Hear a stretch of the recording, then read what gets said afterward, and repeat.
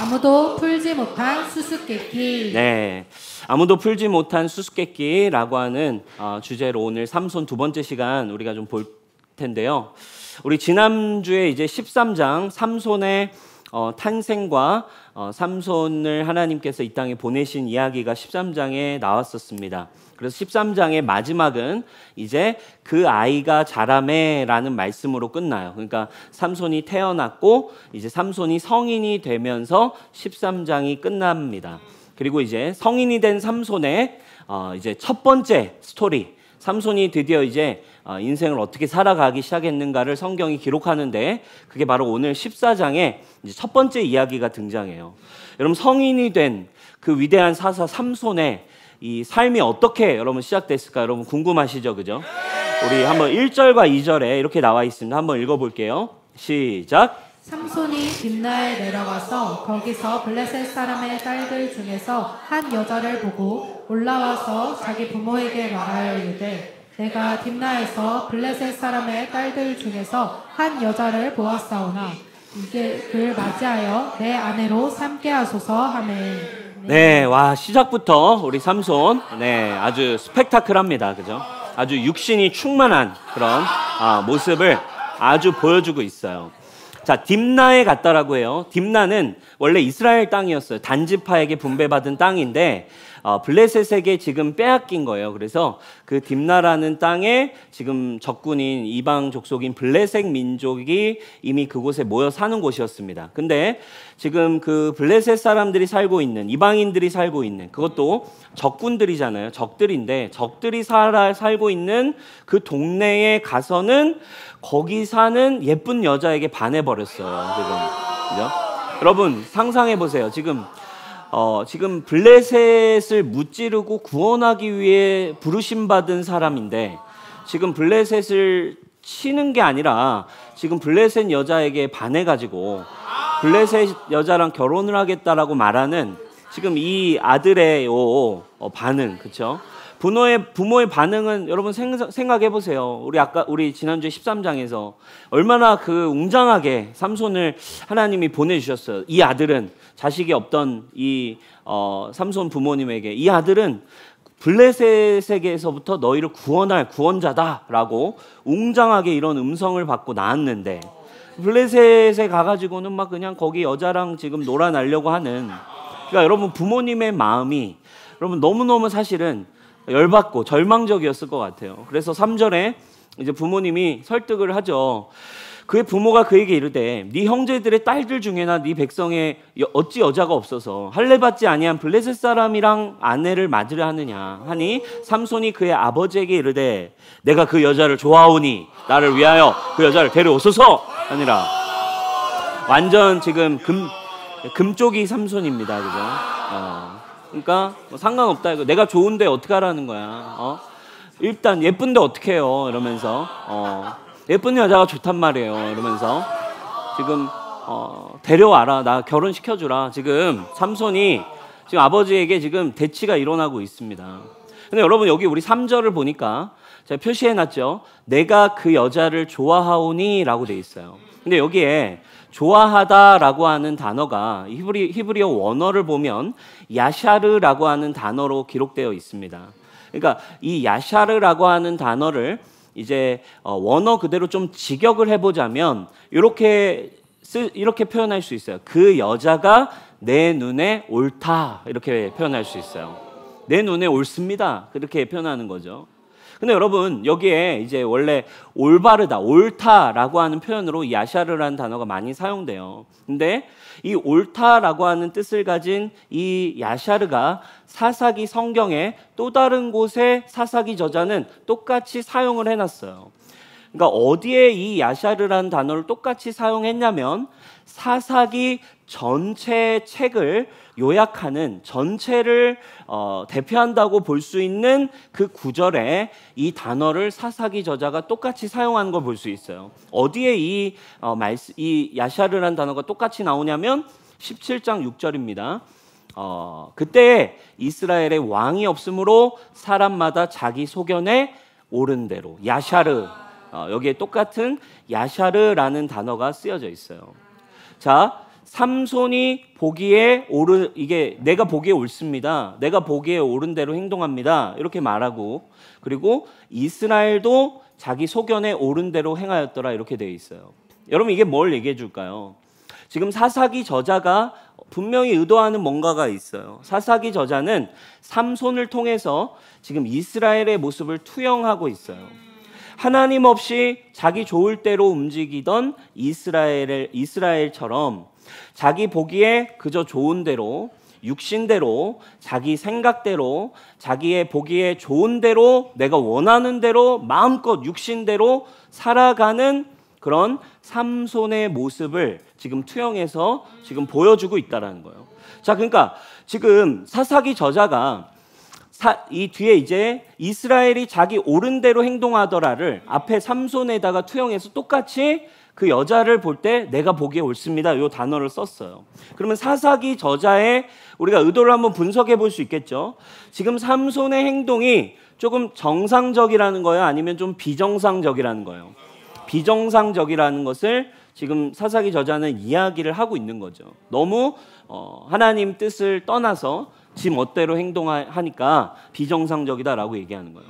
자, 그런데 지금 이 3절에서 삼손이 자기 보기에 옳은 대로 자기 뜻대로 행동한다라는 이 이야기를 3절에 하고서는 4절을 가면 조금 이상한 내용이 또 등장을 해요. 4절을 우리 한번 가볼까요? 4절 가면 또 이게 어려워집니다. 4절로 같이 한번 읽어볼게요. 시작. 그때 블레셋 사람이 이스라엘을 다스린 까닭에 삼손이 틈을 타서 블레셋 사람을 치려함이었으나 그의 부모는 이 일이 여호와께로부터 나온 것인 줄은 알지 못하였더라. 네. 자, 지금 이게 뭔 말이에요, 여러분? 그렇죠? 사실은 뭐라는 거예요? 삼손이 지금 이렇게 하고 있는 게 여자 꼬시고 여자 만나고 나 블레셋 여자랑 결혼할 거야 이러고 있는 게 다 뭐라는 거예요? 지금 사실은 여호와께로부터 나온 거라는 거예요. 여러분 이게 반전 아닙니까? 그죠? 이거 엄청난 반전이에요. 삼손이 사실은 막 여자들 꼬시려고 이런 게 아니라 삼손은 원래 하나님의 음성을 따라서 하나님으로부터 나와서 약간 지금 액션 영화 첩보 영화의 그 바람둥이 컨셉 느낌으로, 그죠? 약간 007 그런 제임스 본드 느낌처럼 작전 수행을 위한 약간 그 플레이보이 컨셉 뭐 지금 이런 건가? 원래 여자 안 좋아하는데 그냥 아가씨 하면서 작전 수행을 위한 지금 그러면 어떤 컨셉이었던 것인가? 라는 생각을 할 수 있게 만드는 지금 9절이 지금 4절이에요. 이 4절 때문에 어려워요, 여러분. 그죠? 3절에서는 소견에 옳은 대로 행동하고 있다. 이스라엘처럼. 이렇게 얘기해 놓고 바로 4절로 와서는 사실 이게 다 여호와에게서 나온 생각이다. 엄마 아빠는 이걸 모르고 있다. 도대체 여러분 뭡니까? 여러분 오늘 말씀 속에서 사실은 사사기 저자를 통해 우리가 만날 수 있는 하나님이 우리에게 주시는 첫 번째 수수께끼가 바로 이거예요. 그죠? 3절과 4절에 이렇게 연달아 나와 있어요. 완전 반전되는 다른 이야기가 숨어 있습니다. 여러분 해석이 굉장히 어려워져요. 여러분 그러면 한번 여러분들이 어떻게 생각하세요? 삼손은 연약한 자가 맞습니까? 아니면 진짜 히브리서 11장의 믿음장에 실린 것처럼 사실은 삼손은 연약한 자가 아니라 위대한 믿음의 사람이다. 여러분들의 생각은 어떻게 생각하세요, 여러분? 어떤 분들은요, 그래서 제가 이렇게 보니까 설교를 좀 찾아보니까 제목 자체가 요 14장을 설교하시면서 삼손에 대한 오해 이렇게 제목을 잡으셨어요. 요 4절을 근거로 해가지고 사실 삼손은 연약한 자가 아니다. 삼손은 위대한 믿음의 사람이다. 전략 결혼이다 이거 지금 다. 지금 다 이거 지금 이렇게 하면서 가는 거다. 이렇게 설교하시는 분도 있더라고요. 근데 제가 볼 때는 그렇게 너무 이거를 다 풀어버리면 삼손의 사실은 너무 이제 실드하기 너무 어려운 게 너무 많아가지고 삼손이 그렇다고 하기엔 실드하기 어려운 게 너무 많아가지고 이게 조금 애매해진단 말이죠. 그러니까 삼손이 그러니까 진짜 위대한 믿음의 사람이어서 다 알면서 지금 모르는 척 지금 죄 짓는 척 이렇게 첩보 작전처럼 모든 게 되고 있는 건가? 근데 이렇게 보기에는 너무 또 이해되지 않는 행동을 이제 뒤에서 계속 한단 말이에요. 여러분, 이게 지금 사사기 저자가 우리에게 던진 3절, 4절 너무 반전되는 이야기를 통해 좀 우리에게 수수께끼를 내고 있어요. 잠깐 멈춰두고 한번 우리가 뒤에는 어떤 내용들이 나오는지 뒤에 가서 한번 좀 또 보도록 합시다. 자, 5절과 6절에 가보니까 또 이제 어떤 내용들이 펼쳐지냐면, 자, 5절입니다. 삼손이 부모와 함께 딥나로 내려가서 딥나에 있는 어떤 포도원에 이르렀다. 아, 이거부터 지금 벌써, 그죠? 여러분, 지금 포도원 가면 돼요, 안 돼요? 포도원 가면 나실인이잖아요. 지금 술 한잔 하러 지금 가면 안 되는 건데 포도원에 지금 가는 거예요. 이거부터 벌써 삼손이 지금 실드하기가 좀 어려워요. 근데 포도원에 지금 나름 가는데 갑자기 어린 사자 한 마리가 나타난 거예요. 그러니까 지금 죄를 지으러 가는 길에 갑자기 사자가 나타났다. 그래서 어떤 신학자는 주석에 보니까 요 5절을 이렇게 좀 해석한 분도 계세요. 삼손의 죄를 막기 위해 하나님이 사자를 보내셨다. 이렇게 나오는 거죠. 그러니까 지금 약간 여러분 지금 삼손이 죄 지으러 가는 길에 사자가 딱 나타난 거죠. 그러니까 우리가 예배 토요일에 내일 예배지만 오늘 너무 클럽 너무 가고 싶어. 그래가지고 클럽을 가야겠다 하고 토요일에 클럽을 가는데 클럽 가는 길에 불량배를 딱 만난 거예요. 약간 이런 느낌이죠. 죄 지으러 가는데 사자가 나타났어요. 근데 그때 어떻게 했대요? 이게 또 어려워요. 갑자기 주님의 영이 임해요. 사자를 만나자 주님의 영이 막 임하더니 어떻게 세차게 내리덮쳤어요. 그때 손에 아무것도 없이 사자를 염소 새끼 찢듯이 찢어 죽입니다.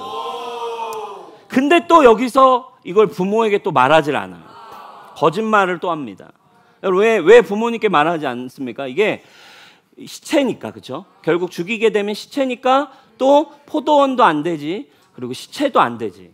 그러니까 시체를 만지고 함께하면 안 되니까. 근데 여러분, 우리 그 나실인 구약의 나실인 본문 우리가 지난주에 봤잖아요. 나실인 규정을 보면 뒤에 이렇게 나와요. 만약에 이 포도주나 머리나 이런 주검을 만약에 이거 지켜야 되는데 이거를 만약에 어기게 되면 어떻게 해야 되냐면 머리를 밀고 기르던 머리를 당장 다시 밀고 그리고 제사장에게 찾아가서 제물을 바치고 8일 동안 정결 예식을 치러야 되는 거죠.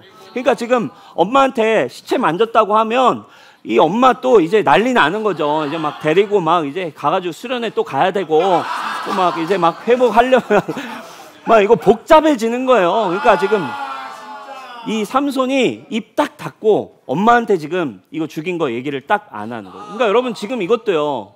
지금 5절과 6절만을 봐도 수수께끼 같아요.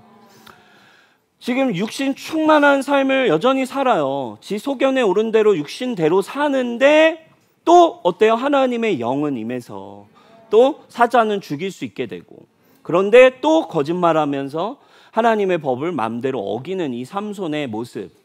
삼손은 연약한 겁니까? 아니면 믿음의 사람입니까? 그렇죠? 그러니까 여기서만 보면 사실은 진짜 순전한 믿음의 사람이라고 보기는 어려워요. 삼손은 절제가 되지 않는 욕구가 충만한 사실은 이 육신의 정욕 앞에 너무 쉽게 무너지는 스타일의 사람이 분명한 거죠. 자, 그 뒤에 이제 어떤 내용들이 또 이제 나오냐면 자, 이제 그 뒤에 내용이 또 계속 이어서 전개가 됩니다. 자, 8절과 9절로 가볼게요. 얼마 뒤에 삼손이 이제 그 블레셋 여자를 결혼을 하려고 이제 다시 갑니다. 그러다가 길을 벗어나서 생각이 난 거예요. 여기 그때 내가 사자 찢어 죽인 곳인데 그 사자 어떻게 됐지? 그 시체가 어떻게 됐을까? 왜 궁금했는지는 모르겠지만 죽인 사자가 있는 데로 갔는데 아니 글쎄 그 시체에 벌떼가 있고 거기에 그 벌꿀이 있는 거예요. 꿀이 막 고여 있는 거야. 아니 이게 웬일이야? 이게 뭐 어떻게 이런 일이 있지? 하면서 그 손으로 꿀을 또 뜹니다. 이거를 그죠?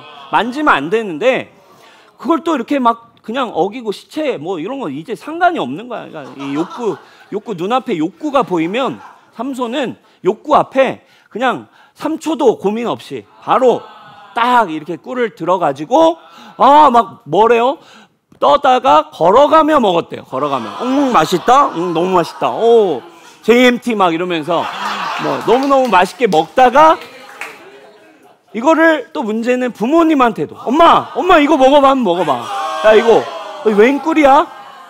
이거 그냥 내가 사왔어, 먹어봐. 뭐래요? 그 꿀이 사자의 시체에서 떠온 거라고는 또 말을 안 한 거죠.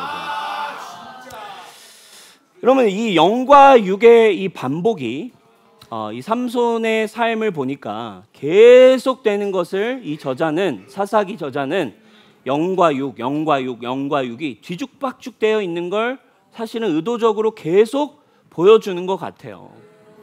여러분, 이 사사기 저자가 지금 이런 수수께끼 같은 상황, 이것을 통해서 우리에게 사실은 그러면 얘기하고 싶은 게 뭐겠어요, 여러분? 정리해보면 이런 거예요. 사사기 저자는 분명하게 지금 뭘 보여주고 있어요? 삼손의 너무 연약하고 육신이 충만하고 죄 하나를 이길 수 없는 그 연약한 모습 그대로, 인간의 모습, 죄인의 모습 그대로를 그냥 제대로 보여주고 있습니다. 하지만 또 뭘 얘기하고 싶은 거예요? 삼손의 죄악과 연약함이 있지만 그 죄악과 연약함을 통해서도 하나님은 일하신다라는 하나님의 더 크신 은혜를 말해주고 있다는 거예요. 여러분, 오늘 말씀의 전개가 어떻게 되는 줄 아세요? 삼손은 계속 이렇게 죄를 지어요. 14장의 결론이 어떻게 되냐면 육신적인 선택을 막 하는데 그 뒤에서 하나님은 이 삼손의 육신적인 죄의 선택을 메시처럼 드리블을 막 해가세요. 드리블을 막 이렇게 해가셔서 삼손은 죄를 짓고 있는데 뒤에서 하나님은 이거를 드리블을 막 하시면서 결국 은혜로 슛 골인을 넣고 계세요. 하나님의 이 죄인을 사용하셔서 끌고 가셔서 결국엔 어떻게 되냐면 블레셋을 쳐서 무찌를 수 있는 환경과 상황과 명분을 만드시는 장면으로 14장이 결국 끝이 나더라는 거예요. 삼손이 완전 개판으로 그냥 일 벌려놓은 것 같은데 결과적으로는 삼손이 하나님 말씀대로 하나님이 블레셋에서 이스라엘을 구원할 그 역할을 하시는 그 일을 향해 하나님이 인도해 가시더라는 거예요. 그게 바로 오늘 본문이 보여주고 있는 결론이에요. 삼손의 연약함을 통해 하나님은 구원을 이루어 가셨어요. 여러분, 지금 이게 사사기가 이야기하고 싶은 분명한 메시지예요. 그리고 특별히 삼손을 통해 우리가 지난주 기묘자 비욘드 언더스탠딩인 그 하나님의 은혜, 특별히 하나님의 구원, 하나님의 사랑에 대한 분명한 성품을 우리에게 지금 가르쳐주고 있어요. 여러분, 우리가 하나님의 은혜, 하나님의 생각, 하나님의 일하시는 구원 이런 거 생각할 때 우리는 늘 교회에 와서 또 하나님의 사랑을 들으면 우리는 늘 이런 의문을 가집니다. 아니, 하나님 어떻게 이토록 결점이 많고 이렇게 연약하고 이렇게 심지어 알면서도 죄를 막 대놓고 짓는, 아니 리더라고 하면서 어떻게 이렇게 스스로가 더 이런 죄를 어기는 이런 삼손 같은 사람을 좀 벌하셔야지, 대놓고 좀 이렇게 교훈 삼을 수 있게 치셔야지 왜 오히려 그냥 이런 애들을 내버려 두시면서 심지어 하나님의 일을 이루실 수가 있냔 말이에요. 이런 질문이 생겨요. 하나님, 경건하고 착하고 올바른 사람을 통해 역사하셔야 되지 않습니까? 하나님, 좀 올바로 믿고 본이 되는 사람들을 통해 하나님의 구원을 이루셔야지 그게 구원이 되지 않겠습니까? 라는 질문이 우리에게 들려오죠. 아니, 하나님이 좀 세상에서 우리가 하나님 열심히 우리가 좀 전도하려면 좀 교회에 와서 진짜 좀 삶이 괜찮은 사람들이 좀 하나님의 저기를 해야 하나님의 은혜가 더 드러나지. 지금 뭡니까? 이렇게 개판이, 교회가 점점 개판이 되면서 이렇게 되니까 하나님 더 욕먹는 거 아닙니까? 이런 우리는 흔히 할 수 있는 생각을 갖게 되죠. 그런데 여러분, 우리가 하나님의 은혜를 인간적 차원에서 물론 그런 지점들이 성립될 수는 있어요. 그런데 우리가 성경을 읽을 때 자꾸 그렇게 우리가 생각을 하게 되는 건요. 그럼 어떻게 되냐면 하나님의 사랑, 은혜라는 것을 인간이 만들어 놓은 그 상자, 내가 만들어 놓은 그 틀 안에 하나님의 사랑은 이래야 될 거야. 하나님은 이런 사람과 일하셔야 될 거야. 인간이 바라보는 착함이라는 기준, 인간 선악과를 먹었잖아요. 자기의 옳고 그름의 기준이 100명이면 100명 다 조금씩은 다 다르거든요.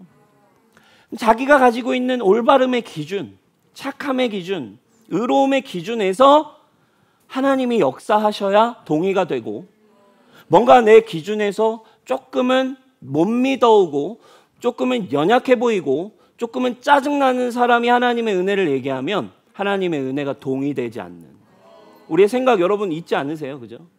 삶을 보니까 진짜 내가 어떻게 일주일 동안 어떻게 사는지를 내가 스토리를 봐서 다 아는데, 교회 와가지고 앞에서 와 은혜 맨날 얘기하는 사람, 여러분도 어떻게 은혜 받으세요? 은혜 잘 못 받죠.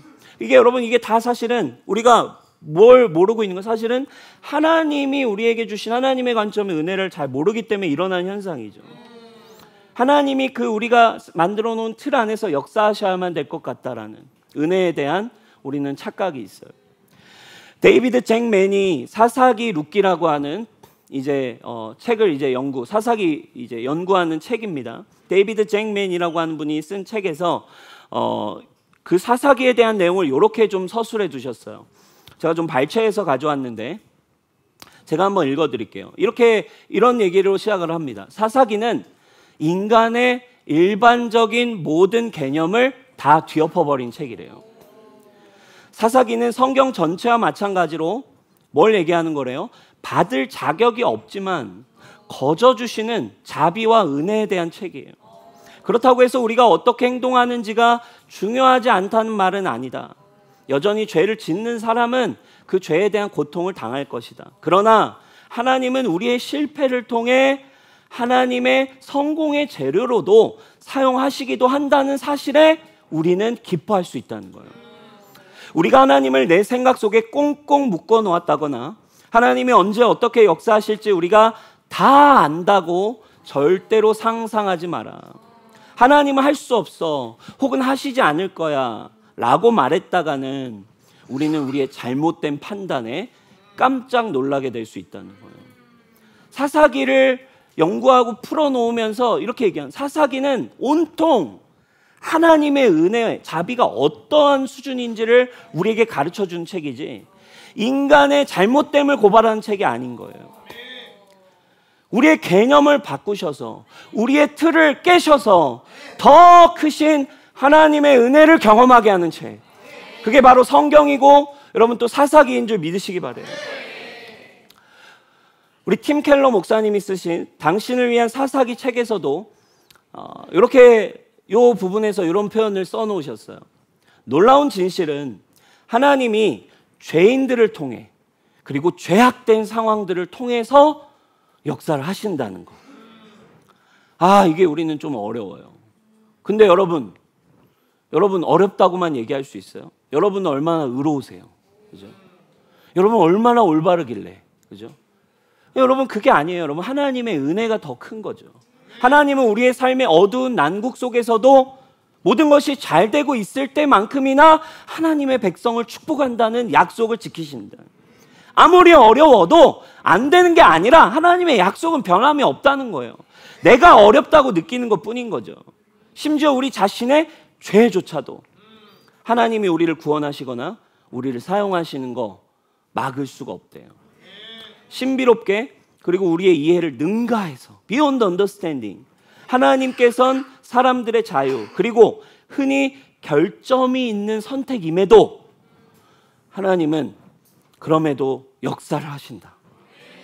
그리고 하나님을 사랑하는 자들에게 모든 것은 합력하여 선을 이루는 길로 인도해 가시는 것이 여러분 우리의 생각으로는 이해할 수 없는 하나님의 사랑의 드리블이에요. 여러분 할렐루야. 주님이 드리블 해가세요. 여러분들의 찌질함, 여러분들의 연약함, 여러분들은 이걸로 내가 주님 앞에 설 수 있을까라고 해서 주님 앞에 나오기도 어렵고 힘들고 아담처럼 숨기도 하고 막 온통 어려움 속에 살지만 사랑하는 여러분, 하나님은 그렇지 않아요. 하나님은 여러분들을 향한 마음, 주님은 사실 아시는 거예요. 왜? 내가 뭐 때문에 힘들어졌는지를 사실 주님 아시잖아요. 내가 뭐 문제 때문에 사실 태초부터 왜 인간이 이렇게 하나님을 거역할 수밖에 없는지를 다 아세요. 하나님의 의도는 여러분 저와 여러분들을 사랑하셔서 은혜로 구원하기 원하시는 거예요. 그럼 이게 성경이 우리에게 분명히 얘기하고 있는 하나님의 사랑입니다. 우리 연약함에 대한 합리화를 하는 게 성경책이 아니에요. 은혜를 알면 은혜에 거하려고 죄에 거하겠느냐, 그죠? 은혜를 더하게 하려고 죄에 거하겠느냐. 은혜를 알면 막 죄의 맘대로 짓는 거라고 생각해요. 그거 다 일시적인 현상일 뿐이에요. 은혜를 모르기 때문에 죄를 더 짓는 거예요. 그러나 은혜를 알기 시작할 때 사랑하는 여러분, 주님의 은혜가 우리를 인도해 가시는 거예요. 그러니까 이거는 비욘드 언더스탠딩이에요. 구원이라는 게 애초에 인간의 어떠함 때문에 결정되는 게 아니라 전적인 하나님의 계획이고 이 땅을 향한 하나님의 신실하심이에요. 여러분 이게 어떻게 가능할까? 비욘드 언더스탠딩이지만 하나님을 경험하고 하나님의 은혜 안에서 제가 이렇게 육신에 자녀를 낳아 보니까요. 두 딸을 낳아서 제가 키우지만 자녀를 낳아서 키워가는 모든 순간이 아버지로서 엄마 아빠는 어떠냐면 다 보여요. 그냥 우리 조아가 커가면서 그냥 요 타이밍에 거짓말 하겠네. 요 타이밍에 이기적으로 하겠네. 요 타이밍에 언니 거 뺏겠네. 요 타이밍에 동생 거 한 입 몰래 먹겠네. 부모는요 그냥 다 보여요. 다 보이고 심지어 요 타이밍에 이제 죄 짓겠네도 부모가 돼 보니까요 그냥 다 보입니다. 성장해 가는 과정에 거짓말도 욕심도 이기심 모든 게 다 보여요. 그런데 부모의 마음에는요 그게 다 보임에도 분명한 어떠한 무언가의 마음이 있어요. 그 무언가의 마음은 이런 거죠. 그들의 어떠함이 부모에게 전혀 관계가 없어요. 어떠함이 부모의 입장에선 아예 관계가 없고 물론 문제가 있을 때 징계도 하고 혼내기도 하고 가지만 부모의 기본적인 내면 안에 있는 어떤 그 마음은 어쨌든 네 어떠함과 관계없이 부모는 너를 감싸서 너를 이끌어서 너가 잘 성장할 수 있기를 원한다. 그게 부모가 보는 관점이라고요. 사랑하는 여러분, 하나님이 이 세상 저와 여러분들을 향한 그 마음이 이와 같다는 것을 여러분 깨달을 수 있는 은혜가 있길 바라요. 성경 읽으면 두려워하지 마세요. 여러분들의 연약함이 막 드러난다고 두려워하지 마세요. 주님은 드리블을 막 하고 계신 거예요. 드리블 막 하셔서 슛 골을 여러분 은혜의 골을 여러분 받으시길 바랍니다. 그렇죠? 그게 여러분 하나님의 우리를 향한 마음이에요. 이게 여러분 우리의 죄보다 크신 하나님의 섭리이고 은혜의 크기예요. 여러분 이 성경에 너무 많이 나타나 있어요. 이런 비슷한 이야기가 성경이 너무 많죠. 여러분 성경 우리 구약의 요셉을 한번 생각해 볼까요? 요셉을 생각하면 이해되지 않는 장면이 있잖아요. 분명 형들이 요셉을 팔았어요. 그리고 요셉을 때렸어요. 요셉을 미워했어요. 그리고 죽이려고 했어요. 그리고 심지어 인신매매 그냥 노예로 팔아버렸잖아요. 이거 얼마나 큰 죄악입니까? 얼마나 나쁜 놈들이에요, 형들이. 근데 어떻게 했다는 거예요? 하나님은 그 형들의 그 나쁜 죄악을 통해 요셉과 이스라엘을 향한 구원에 또 드리블을 하시는 거죠. 그리고 요셉이 결국에 그 하나님의 드리블을 따라 골을 딱 넣는 장면. 창세기 45장 5절. 우리 같이 한번 읽어봅시다. 시작. 당신들이 나를 이곳에 팔았다고 해서 근심하지 마소서, 한탄하지 마소서. 하나님이 생명을 구원하시려고 나를 당신들보다 먼저 보내셨나이다. 아멘. 네. 그죠? 뭐라고 얘기해요? 당신들의 죄악을 사용하셔서 하나님이 드리블 하셔서 구원하시려고 당신들보다 나를 먼저 보낸 것 뿐입니다. 합력하여 선을 이루고 있습니다. 라고 주님의 크신 은혜를 경험하고 보게 됐어요. 여러분 이 성경에 예 너무 많지만 성경에서 우리의 죄악을 통해서 넘어서 은혜로 이끌어 가신 하나님에 대한 가장 강력한 예가 사도행전 2장에 나와요. 2장 23절입니다. 사도행전 2장 23절. 우리 한번 읽어볼까요? 시작. 그가 하나님께서 정하신 뜻과 미리 아신 대로 내준 바 되었거늘 너희가 법 없는 자들의 손을 빌려 못 박아 죽었으나. 지금 뭐 얘기하는 거예요? 예수님을 누가 죽였어요? 예수님을 죽인 자들을 통해서도 자신의 아들을 죽인 이런 나쁜 로마 병정들 자기의 인간의 악한 그 인간의 자유 선택의 최악이라고 할 수 있는 하나님의 아들을 잡아다가 십자가에 못 박는 그놈들을 통해서도 하나님은 이 악한 세상으로부터 구속하는 일에 사용하셨어요. 우리가 어떻게 여러분 이거를 다 이해할 수 있겠어요? 뭐만 우린 볼 수 있는 거예요? 그것보다 인간의 수준보다 더 위에 있는 그 하나님만을 우리가 깨달을 수 있다면, 그게 여러분 하나님이 우리에게 주기 원하시는 우리의 이 너머에 있는 하나님의 사랑이라 이거예요. 옳고 그름에 대한 이야기를 하려고 만든 책이 아닙니다. 애초에 옳고 그름이 하나님으로부터 멀어졌기 때문에 네가 어떻게 생각하든, 네가 어떤 마음을 갖든, 네가 뭐가 맞다고 생각하든, 네가 어떤 소견에 오른 대로 살아가든, 삼손 네가 뭘 좋아하든, 네가 멋대로 살든, 어떻게 살든 내 의도는 너를 구원하는 일이야. 내 의도는 너와 연합하고 너를 사랑하는 일이야. 이게 여러분 성경 읽을 때 여러분들에게 주기 원하시는, 여러분 첫 번째 하나님의 음성임을 여러분 들으실 수 있기를 축원해요. 아멘. 네. 그러니까 여러분 성경 예배 하나님 앞에 나오는 거, 여러분 제발 하나님 앞에 더 은혜를 사모하며 나아가시기 바랍니다. 두렵게 만드는 건 여러분 인간이 죄 때문에 찾아온 정죄와 두려움의 기준일 뿐이라는 거죠. 이것이 여러분 하나님이 우리에게 주기 원하시는, 오늘 이 말씀을 통해 주기 원하신 어떤 은혜의 하나님 성품이에요. 우리 말씀을 좀 이제 마무리해 보고 싶어요. 여러분 우리는 이 모든 지금 하나님의 오늘 우리에게 이야기하고 싶은, 또 삼손을 통해 사사기를 통해 하나님 우리에게 말씀하시고 싶은 이 결론을 삼손이 직접 냈던 수수께끼에서 우리는 답을 얻을 수 있어요. 자, 14장 14절을 보면 삼손이 수수께끼를 하나 냅니다.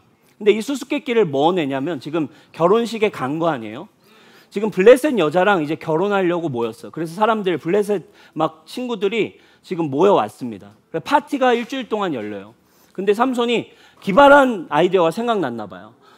되게 재미있는 아이디어가 게임을 한번 하자 해가지고 내가 수수께끼를 낼게. 근데 그 수수께끼를 뭐 내냐면, 지금 자기가 오는 길에 뭐 한 거예요? 얼마 전에 사자를 죽였는데 사자를 죽인 그 시체에서 꿀이 나온 거 자기에게 놀라운 경험이었어요.